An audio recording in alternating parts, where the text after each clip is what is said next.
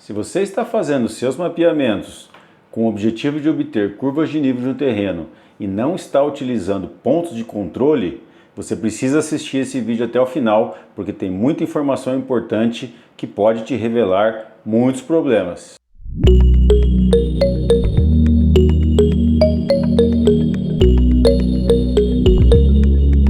Fala galera da Maps4Me, tudo bem com vocês? Rafael na área aqui de novo, e no vídeo de hoje nós vamos falar sobre curvas de nível e pontos de controle. Eu tenho percebido que muita gente tem procurado a Maps4Me para processamentos com o objetivo de obter as curvas de nível dos terrenos. Porém, pessoal, eu tenho percebido que a maioria desses trabalhos estão vindo sem pontos de controle. E isso pode ser um problema muito grande para você e para o seu cliente, dependendo de qual é o objetivo do seu trabalho. Eu vou mostrar para vocês nesse vídeo qual é o impacto dos pontos de controle em um mapeamento cujo o objetivo é se obter curvas de nível. Então assiste esse vídeo até o final que tem muita informação importante aqui. Mas antes, pessoal, vamos ao anúncio do nosso patrocinador. Você já conhece o curso de mapeamentos da Maps4Me? Em nosso curso, você vai aprender quais são os equipamentos compatíveis com mapeamentos, evitando assim gastos desnecessários. Você vai aprender os conceitos da fotogrametria, assim como conceitos de topografia, sistemas de coordenadas e o melhor, você vai aprender a fazer os seus planejamentos de voo, evitando retrabalhos, como efetuar os seus pontos de controle. Você vai aprender a fazer os seus próprios processamentos, gerando produtos incríveis, a fazer cálculos volumétricos e muito mais. Não perca tempo, links na descrição. Bom pessoal, aqui na tela do computador então, eu quero mostrar para vocês o que eu fiz para vocês entenderem primeiro como que a gente vai trabalhar. Eu peguei o mapeamento que eu fiz na gravação da aula, né? na gravação do nosso curso. E o que eu fiz então? Eu selecionei aqui 1, 2, 3, 4, 5, 6 pontos de controle, tá? E eu processei esses dados sem utilizar os pontos de controle e depois eu fiz um processamento utilizando os pontos de controle, tá? Então a gente vai conseguir comparar os resultados e ver bem certinho qual que é a influência dos pontos de controle em cima disso. Uma coisa que eu quero deixar claro para vocês é que não levem isso como uma regra, tá? Não levem esses números como uma regra. As diferenças, sim, elas vão existir, porém, ela pode variar de caso para caso, tá? Aqui, por exemplo, eu não tenho tanta variação de declividade. Num terreno com maior variação, você vai ter mais discrepância ainda do que as que vocês vão ver aqui hoje, tá? Então, vamos lá. Então o processamento está feito, tá? Foi um chunk de 639 imagens e aqui eu utilizei 6 pontos de controle bem distribuídos no terreno para a gente poder estar fazendo essa comparação. Então, com o resultado disso, pessoal, a primeira coisa que eu quero mostrar para vocês já são as curvas geradas, tá? Então eu gerei as curvas e importei aqui no meu ZWCAD, que é a mesma coisa que o AutoCAD, tá bom, pessoal? Então, aqui na aba de Layer, vocês podem ver que a gente tem aqui, o que está em verde são as curvas de nível feitas com pontos de controle e o que está em branco são as curvas de nível feitas sem pontos de controle, tá? Então se a gente for dando um zoom aqui, pessoal, vocês vão ver que as curvas elas até apresentam, vamos dizer assim, uma similaridade, tá? no seu contorno, no seu desenho, mas vocês podem ver que elas não estão na mesma posição. Então isso se deve às diferenças de cota, obviamente, tá? Então a primeira lição que a gente pode tirar daqui é o que? Se você está com a intenção de fazer um mapeamento para geração de curvas de nível e depois você ir locar isso em campo, é totalmente indispensável que você utilize pontos de controle, senão as suas curvas elas vão ficar na posição incorreta, tá?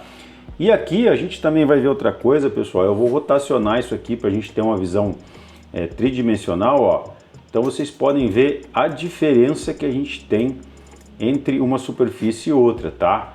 Então, em verde com pontos de controle, em branco sem pontos de controle. Dá uma olhada nisso aqui, pessoal. Olha só. Claro que a gente pode ver que existe uma similaridade muito grande entre o desenho, né? Vamos dizer assim, entre as formas, tá? Vamos ver se eu consigo rotacionar aqui. Olha só. A gente tem assim uma similaridade, tá? Só que a gente tem essa grande discrepância. E para a gente entender isso em valores, o que eu fiz aqui? Ó, eu exportei, pessoal, pelo Global Mapper as diferenças, tá?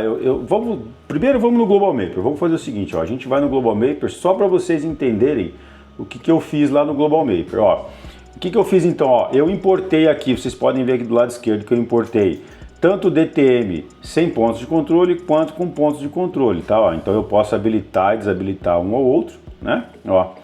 E eu tracei um perfil aqui, eu tracei uma linha, e com essa linha, pessoal, se eu clicar aqui, ó, com o botão direito nela e vir na opção aqui, ó, Advanced, não, cadê aqui? Advanced Feature Creation, não, peraí que eu cliquei errado, pessoal. Se eu clicar com o botão direito nela e for em Análise Measurement, tá? Eu vou dar um Path Profile, e o que ele faz? Ó, ele acabou abrindo na outra tela aqui, ó. Ele me desenha um perfil de terreno, tá? Então eu tenho, naquela linha, eu tenho todo o perfil de elevação do terreno, tá? Então o que eu fiz? Eu criei tanto esse perfil para o mapeamento com pontos de controle, quanto para o mapeamento sem pontos de controle. E os números que eu obtive foram o seguinte, pessoal. Aqui que eu quero ver, aqui, eu quero mostrar aquilo que vocês estavam vendo no AutoCAD, ó. Dá uma olhadinha aqui, deixa eu dar um zoom, ó. Se vocês verem aqui, ó, com pontos de controle, eu quero ver as três informações são importantes, ó. Com pontos de controle, o terreno ele começou na cota 482.704 e nos 100 pontos de controle ele começou em 418.609. Então aqui, ó, é aquele negócio que eu sempre falo no curso, que é muito interessante de você entender e aprender, né? Que o drone, ele tá 100 pontos de controle, ele está trabalhando ali com cotas elipsoidais, tá? E aqui a gente já tem uma cota ortométrica, uma cota referenciada ao nível do mar. E vocês podem ver que a diferença é gritante, tá, pessoal? Então, olha só. E aqui ele termina, ó, quando eu uso ponto de controle, a cota mais alta do meu terreno é 560.8, enquanto que 100 pontos de controle ela é 493. Né? E aí, ó, aí você vai falar assim, Rafael, mas então a variação não importa ali, né? O que importa é a constância das curvas. Então vocês vão ver que isso não existe. Tá, ó. Aqui, com pontos de controle, se eu fizer a conta, né, ela tá aqui, ó, Vertical Difference, Start to Finish, ou seja, qual é a diferença de cota entre o ponto mais baixo e o mais alto do terreno? Então aqui, ó, com pontos de controle, eu tive que essa variação é de 78,1 metros, enquanto sem pontos de controle, eu tenho 75 metros. Então vocês podem ver que existe uma variação ali, né, e que essa variação, ela pode influenciar no trabalho que você está executando, tá? Então agora, pessoal, a gente vai dar uma olhada nisso aqui, ó. O que eu fiz aqui, ó? Vamos ver se vocês vão enxergar bem. Eu peguei o perfil, vocês viram que eu desenho o perfil lá no Global Mapper, né? Então ele me dá o perfil do terreno. E aqui eu sobrepus, né, um ao outro, né? Para a gente poder entender o quanto é essa variação. Então aqui, ó, o que tiver em rosa, que está no fundo, é o mapeamento sem pontos de controle, e aqui o com verde na frente é o que está com pontos de controle. Então vocês podem ver que existe uma variação, tá? Aqui, né? Ó, você pode ver que a gente está tendo ali o rosa, vamos dizer assim, mais alto, tá? Então ele está variando ali, porque sem os pontos de controle ele não consegue saber exatamente onde está o solo, então ele usa somente as cotas elipsoidais. E se a gente der um zoom, e aí vocês veem aqui, ó, o que ele faz? Ele tem uma barra de escalas aqui na lateral que ela está indo de 10 em 10 metros. Para facilitar essa visualização, o que eu fiz? Eu coloquei uma régua aqui, tá? Uma régua marcando de 0 a 10, então ela corresponde a esses 10 metros. Então vocês podem ver, ó, vamos ver aqui, ó, do início dessa escala até o final da cota aqui, onde eu utilizei pontos de controle que está em verde, a gente tem mais ou menos 5,5 metros, né? E a parte que está em rosa, que seria sem os pontos de controle, o terreno ele ainda avança mais, ó, ele chega até 9,5 metros. Então a gente está tendo basicamente aqui uma correspondência de solo de 4 metros a mais do que se eu estivesse utilizando os pontos de controle. Então vocês imaginam isso aqui, se você está fazendo um trabalho, por exemplo, de corte e aterro, se você precisa fazer um corte e aterro nesse terreno, se você precisa fazer ele deixar ele plano ali para você estar fazendo um empreendimento ou alguma coisa, você está tendo uma camada de 4 metros a mais que ela estaria entrando no teu cálculo e ela não existe, tá? Então isso aí ia te influenciar muito no teu orçamento.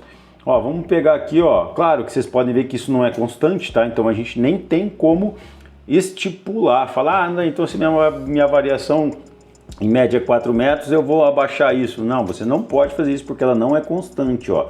Olha só, vamos ver aqui, ó, eu coloquei outra reguinha aqui, ó.